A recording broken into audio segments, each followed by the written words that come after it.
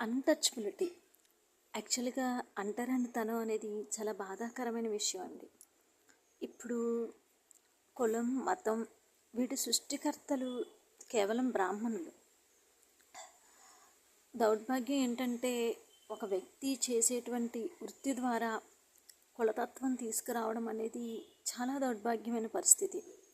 అసలు ఓల్డెన్ డేస్లోనే అంటే మనకి స్వతంత్రం రాక పూర్వం ఏదైతే మనకి బ్రిటిష్ ఈస్ట్ ఇండియా కంపెనీ వ్యాపారానికి వచ్చారో, ఎలిజబెత్ రాణి పరిపాలనలో మనందరం ఉన్నామో ఆ టైంలో మనం కాదు, మన పూర్వీకులు ఎవరైతే ఉన్నారో ఈ 1600 నుంచి ఈ 1857 తిరుగుబాటు మధ్యలో జరిగిన ఉదంతాలు ఏవైతే ఉన్నాయో అవి చాలా బాధాకరమైన ఉదంతాలు. నేను చదవడం వల్ల తెలుసుకున్నది ఒకటే, ఇక్కడ కులతత్వం, ఈ రిలీజియన్స్,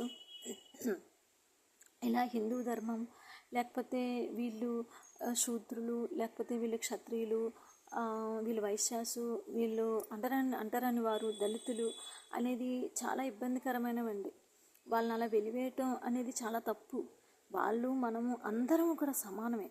రాజా రామ్మోహన్ రాయ్ గారి దగ్గర నుంచి కందుకూరి వీరేశలింగం పంతులు గారి వరకు కూడా ఈ కులతత్వం అనేది పోవాలి, మనుషులందరం ఒకటే అనేటువంటి భావన తీసుకురావడం కోసం వాళ్ళు ఎన్నో ఫైట్స్ చేశారు. వాళ్ళు చాలా రకాలైనటువంటి సంస్కరణలు తీసుకొచ్చారు. ఇప్పటికీ కూడా ఈ కులగజ్జి అనేటువంటిది పోవట్లేదు. ప్రజల్లో అవగాహన రావాలండి. ఇప్పుడు Veeresalingam Pantulu garu, he's a brahmin, but he's fighting with caste against. అంటే కులతత్వం పోవాలి అనే విషయంలో ఆయన చాలా కృషి చేశారు. ఆయనకు బ్రాహ్మణ పండితుడు. ఇలా మనుషుల్ని మనం సమానంగా చూసే భావన లేనప్పుడు మనం మరణించిన వారితో సమానం అండి. ఇప్పుడు క్యాస్టులు తీసుకొచ్చిందే మనం, కులాలు పుట్టించిందే మనం. దానివల్ల ఎంతగా మనిషి ఈరోజు ప్రలోభానికి గురవుతారు. వాళ్ళని చిన్న చూపు చూడటం వల్ల మనసు ఎంత బాధపడుతుంది. అందరం సమానమే ఇక్కడండి భగవంతుని దృష్టిలో. ఇక్కడ ఎవరు కూడా ఎక్కువ తక్కువ కాదు.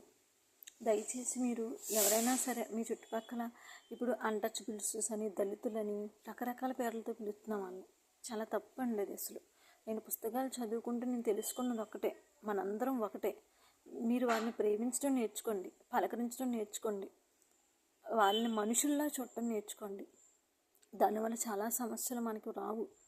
సోదరభావంగా మెలగాలి మనందరం. ఇది నేను ఇచ్చేటువంటి ఒక సందేశం మాత్రమే.